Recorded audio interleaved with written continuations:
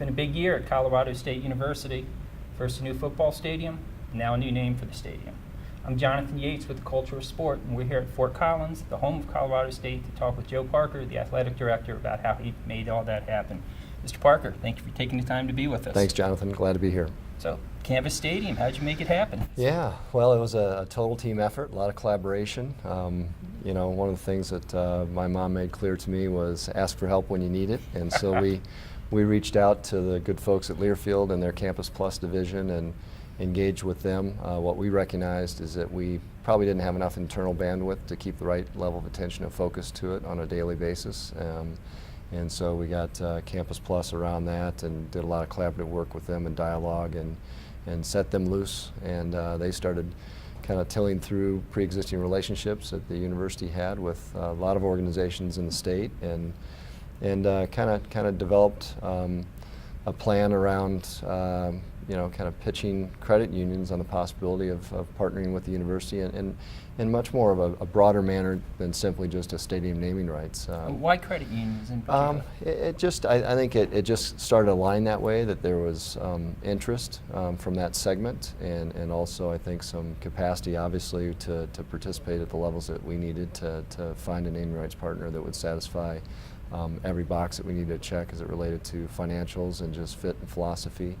But the Learfield team started work on our behalf, and you know, a lot of our leadership team within the university, not just athletics, was kind of marshaled around the concept as well, and things just started to develop and align, and it was remarkable how quickly things came together. I mean, I think start to finish was probably 8 weeks, to the point in which the first conversation was initiated, to the point in which we were signing a term sheet, to the point in which we were making the announcement about the partnership. So it was you know, wonderful to see it develop in that way, and as we've now gotten to the point that they've finished their rebranding process and we actually do have a stadium name, we're doing a celebration event this Friday. Oh, which is perfect timing on my part. I'm flying out tomorrow, so I won't be here. But what I found to be remarkable is that it was part of their rebranding initiative. I'd never seen a financial institution use partnering up with a major university. Yeah, and it was, I think there's a few things that kind of fell in total alignment. One was, you know, they've been an organization that's existed for almost 80 years here in Colorado. They're based in Denver. They've got about 250,000 members. They have operations here in northern Colorado in Fort Collins, and they have done, I think, for about the last decade. Even though they have an 80-year history, they have a very dynamic new leader in place who's been here for 3 years, and they started thinking a lot about how to position themselves for the future. And they were once recognized as Public Service Credit Union, and a lot of people didn't realize that it was an open membership, that anyone could be a part of their organization, a member of the credit union, and so they recognized that they needed to kind of broaden that, because folks thought that you had to be an employee of a municipality, yes, you had to be a first responder, you had to be an educator, you know, a teacher. Not anymore. And so I think as they went through that process, they realized that they wanted to kind of broaden the scope of how they might represent themselves as a brand, and they had a agency work on their behalf, and they had their plan in place, and then when the dialogue started between the university and Campus Plus and Public Service Credit Union, it just seemed like there was strong alignment for a moment in time where they might use this as the initial platform to announce that rebranding and that new name. And another thing that needs to be pointed out too, Sonny Lubick, who is a remarkable human being, was, yes, a great football coach here at CSU and continues to have impacts on our campus, has been involved with Public Service Credit Union, now Canvas, for better than a decade. He serves as a vice president for community engagement. Sonny had no idea that any of the conversations were taking place, but you can't discount just the quality of character that Coach Lubick, yes, brings, and the assistance that helped the leadership team at Canvas understand just the values of the institution through Sonny. And so unbeknownst to him, I think he played a massive role in helping them bring this together. Now, in your leadership positions, this is certainly not your first rodeo. You've built quite a few facilities during your tenure. Now, is there, like Picasso said, you learn the rules like a pro so you can break them like an artist? No, Maybe so, but you know, I have been lucky. This is the fourth stadium project that I've been involved with. I was part of a project at the University of Texas, the University of Oklahoma, and the University of Michigan, and now Colorado State University. So, you know, you borrow all the things that you learned at those past stops when you're working on a project, and you integrate them into this. But we also had a really strong team around us, you know, internally within the university. We had great consultants involved with Icon Venue, which is a management group that serves as an owner's rep. We had Populous as our design partner and Mortensen as our construction partner. So there was a lot of great thinkers involved when we were doing the design work and then the implementation and construction, and now as we've opened the building and had it operating for a year now. Well, so your career has been sort of like the movie Field of Dreams. If you build it, they will come. You had record attendance this year at the new football stadium. We did. And record season ticket sales, which certainly shows the commitment of the fans. What's next? How can you top that? Yeah, well, you know, every year's a new year, and you've kind of got to climb the mountain again. You know, so we're working on re-engaging our season ticket holders from last year and finding people who want to have the experience for the first time. We've got 6 home games, and Arkansas is on our home schedule, so we're working hard to get back to that number. You know, you always recognize a little bit of attrition each year, so we're hopeful that we'll get back to our original season ticket number from last year, which was in fact a record. But you know, the stadium was built for the purpose of engagement. Yes. You know, we wanted to bring community to campus, and it's doing that every day of the year, not just football game days. We're hosting events, receptions, business meetings, all kinds of activities for nonprofits and businesses here in northern Colorado and throughout the state. So it's been a remarkable experience to witness people experience it for the first time or now multiple times. Now, another athletic director I interviewed, he said that football sort of sets the tone for the whole school year. He said if the football team wins right away, it puts everyone in a good mood. Have you found that to be your experience, having gone to Michigan, worked at Oklahoma, worked at Texas, and now here at Colorado State, all football powers? We sponsor a broad-based experience in intercollegiate athletics here on our campus with 16 varsity programs, but you know, a lot of the public attention is focused on football in particular. So if you get off to a good start in football and have a successful season, it has its impacts, and usually positive. So let's talk about August 31st, Friday Night Fever here. So what's it like starting off with your big game? Most teams, you know, Ohio State, Michigan, USC, UCLA, they have their big game the Saturday after Thanksgiving. You open up with the game against Colorado, the Rocky Mountain Showdown. Yeah. How's that set the tone for the year? So the showdown is you know, it's a part of our non-conference schedule, so you know, it typically lands earlier in the year, and it won't be our opening game for this year because we play Hawaii in our conference schedule on week 0. But it's special, you know. We played it for I think close to 8 or 9 years in Denver, so it's played at Mile High Stadium where the Broncos play. So it's a nice opportunity to bring both of our fan bases in equal numbers together to experience a great collegiate football game. Eventually, we're bringing it back to campus, so people will be able to watch a game in Boulder and watch a game in Fort Collins, and that'll be a little bit different dynamic because there's only a visiting team allotment.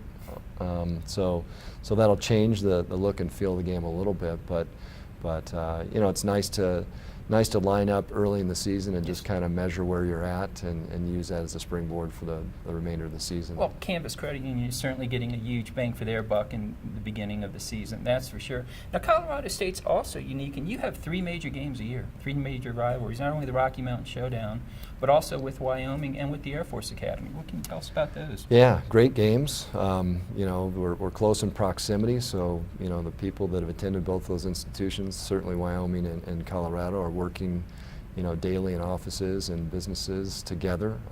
You know, so it's nice to see that alumni pressure around those games and the enthusiasm that generates. You know, certainly there's a lot of water cooler conversations that are happening leading up to those games, and I was told that the tailgating starts on a Thursday for the Rocky Mountain Showdown. Well, it's pretty exciting around that game, and you know, the Wyoming game with the Bronze Boot is pretty special with the border war activities that take place around that too. And then Air Force, I mean, anytime you get to play a service academy, the fact that we play a service academy every year is pretty special. You know, their mission is something that serves our entire nation, and it's great to be able to match up with them in football and other programs too. Now, when I interviewed Brian Blair, who works in the athletic department at Rice University, he told me that playing college football had taken him from a small-town boy from Churchill, South Carolina, and turned him into a man ready to take on the world. How did being a student-athlete change you? In every way.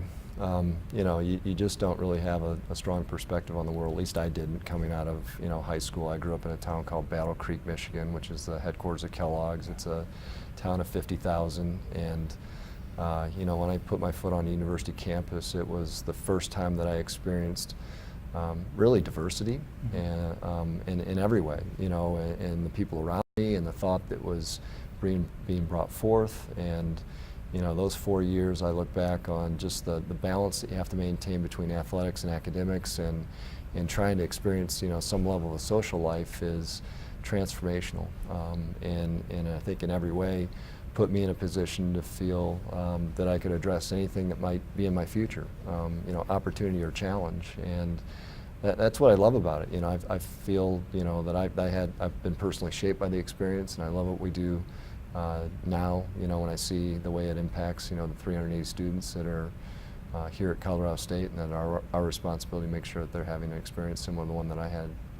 And when do you see that change taking place, and then when they're sort of realizing, hey, I'm here at Colorado State, it's a great school, you know, it's time for me to take advantage of all the opportunities I have as a student athlete? You know, first years are tough. You know, that's a massive year of transition where you're just getting so many new things thrown at you. So that first year, I think, is simply in many ways about survival, just adapting to the expectations of you know, the competition you face within the classroom, and the competition that you face within your own team as you practice and train, and then of course, you know, when you match up with other programs.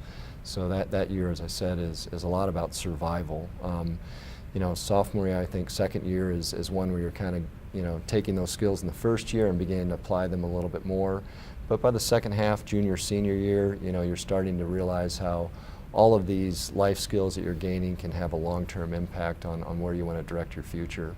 And then certainly by your senior years, you know, by that fourth year or fifth year senior, you hope that they're recognizing, you know, the strong, remarkable value that this has created for them as they move forward. Now, you were an All-American swimmer at Michigan. When did that sort of come to you to realize, you know, this is one of the best universities in the world, and I have a tremendous opportunity? Yeah, you know, I probably understood that from day one, but you know, it gets reinforced every day since. You know, I feel what you do when you're a student athlete is an absolute privilege. It is something that you know, just has such lasting impacts, and on you and the people around you, and the friendships and relationships that you build from it. You know, my coach, I refer to him often in conversation, and probably don't touch base with him enough now, but you know, he was a second father, second parent to me in many ways, and the fellows that I swam with, you know, are the closest friends that I have on this planet, and you know, we constantly find ways to support one another now. So it's an impactful experience that I hope our students recognize that, you know, as they're going through it, but certainly I hope when they finish, they reflect back on it in a way that they feel extremely positive about it. Now, Game Plan, which is a company that provides support services to colleges, they did a study of graduated student athletes, and they found out that 96.2% were very pleased with their experience or would do it again. That's well within the margin of error. So basically, every college athlete loved it and would go back. Do you see that happening here at Colorado State? I see that, yeah. In most cases, you know, I've been involved with exit interviews with students since my time at Michigan and then Texas Tech, and of course now here. And you know, I would say that that's continuously reinforced. I think for the most part we do a great job. We fulfill expectations, we exceed expectations, and the final question I always ask everyone that's in front of me in a senior exit interview moment is, would you do it again? And I don't think I've ever heard anyone say no. Well, and that's another part of the Game Plan survey that I think is a tribute to how well you and other academic and athletic directors treat the players, is that they said the biggest challenge was the transition from being a student athlete to just, you know, in the real world. And I think that might have something to do with how well they're treated, not just the opposite as others have tried to say. What do you think? Maybe in part that, but I think probably even more so is that so much of your identity through that period of time is tied to what you're doing in the team that you might represent. And I know in my own case, and probably that of others, it takes a little bit of while to grow out other spaces that you know, kind of drive personal identity for you.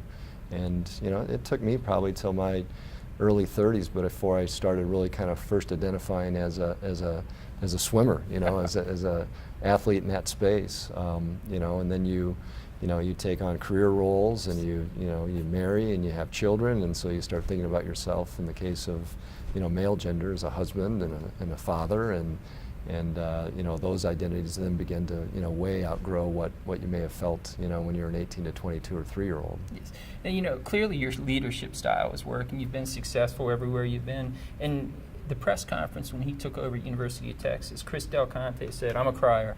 You know, I cry when we win, I cry when we lose, I cry when we took this job." When I interviewed Judy Rose, the former athletic director at the University of North Carolina, Charlotte, she said, "I'm a hugger. You know, I hug when we win, I hug when we lose. I hugged my soccer coach when we went to the NCAA championship because I knew he'd be hired away by a bigger school." What's your leadership style? You know, I guess from a style perspective, you know, I'm collaborative. I like to think that, you know, that I work hard to bring all voices together so that we make good decisions. So I guess that's a shared leadership model. You know, and I'm sympathetic with the things that you just said about Chris in particular. Yeah, I mean, I think, you know, what we do is so related to people and relationships that, you know, you got to invest in people, and so that means there's emotion around it, and you know, what's occurring for people, whether it's opportunity or challenge, you know, impacts our lives. You know, it's hard to see a student struggle, and you know, when they see success and have success, you know, it's wonderful to celebrate those moments with them. So I cry easily too. So when I interviewed Heather Lake, the athletic director at the University of Pittsburgh, she said what she enjoyed most about the job was working with the parents, was taking over their child, and you know, through a very crucial 4 years and helping them develop into adults. So, two-part question: what do you enjoy most about your job, and how close of a relationship do you have working with parents? Yeah, what do I enjoy most? I think it's the interaction with people, whether it be, you know, people on staff or the students that we serve. You know, or people across campus, or those within the community. You know, what we do, I said before, is, you know, it's a very privileged position that we have when we get to serve students and work in a space of higher education that draws a lot of attention and community focus.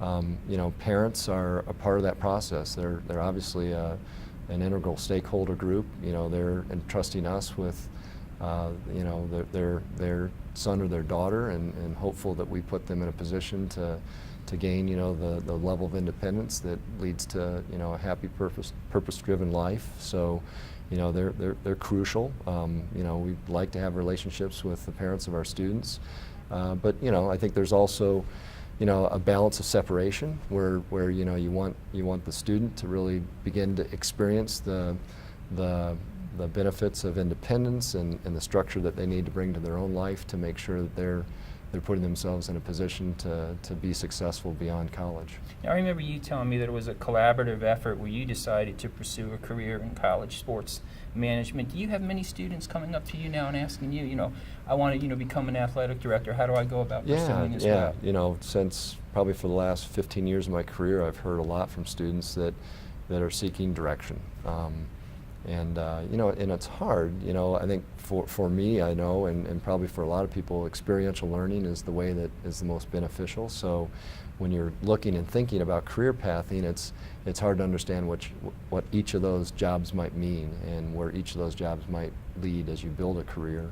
But I would say, in any given year, I probably visit with at least a half dozen to a dozen students that are seeking advice on, you know, what next steps might look like, and probably half of those students are, you know, that thought's been prompted by interest in a career in intercollegiate athletics and intercollegiate athletic administration. So one of your signature programs here is the women's volleyball team. They were 29-4 last year and went to the show. Are more of them starting to come up to you and asking you about careers in college sports management and coaching? Absolutely, yeah. I had one of our volleyball players this year that's in our college business that's seeking a career in finance. So, you know, she's not interested in intercollegiate athletics necessarily as a career pathing area, but you know, as athletic administrators, we work with a lot of people in the community, and we build relationships with folks that are in those roles and in those jobs. So, you know, you try and be helpful to make connections and create opportunities for informational interviews where they can gain experience and learn, and hopefully that leads to a job opportunity too. Now, the winner of the William V. Campbell Trophy this year, which is called the Academic Heisman, he said he wants to be an athletic director. Did you ever think you'd see the day when someone like that would want to be an athletic director? It's not surprising. I mean, you know, these jobs are really rewarding. You know, they're at times fairly complex. So, you know, there's some intellectual rigor that's required of them. So, you know, if you've got a student that's been high performing in the classroom and has had the direct benefit of the athletic experience too, you know, I can see why they would want to be a part of this without a doubt. So have you also noticed that there are more and more students who are not involved in sports who want to come in and follow in your career path to be an athletic director? Yeah, I've seen that too. And you know, that it's not a prerequisite that you be a student athlete to have success in athletic administration. I think what you need is just you know, passion and purpose, and a willingness to kind of roll your sleeves up and start somewhere. And you know, I think the one characteristic I've recognized that leads into success in any area of intercollegiate athletics is just adopt a grinder's mindset. I mean, it's hard work, and there's a lot of hours, and you got to embrace that. And when do you think they start to realize that? I was at the Knight Commission event back in D.C., and Mark Emmert from the NCAA, he told about a study they did that said 74% of D1 basketball players think they're going to make it to the NBA, 50% of D2 think they're going to make it to the NBA, and my personal favorite, 24% of D3 think they're going to make it to the NBA, even though there isn't a single D3 player in the NBA. When do you think they realize that, you know, the grind has to take a shift to school too, not just sports? Yeah, you know, it's different for every, you know, I think it's different for each individual. You know, you hope that through just, you know, the constant messaging that we provide over the experience they're having here, that they recognize it, you know, at a point in time where they can leverage into all the resources that are available at this moment in time.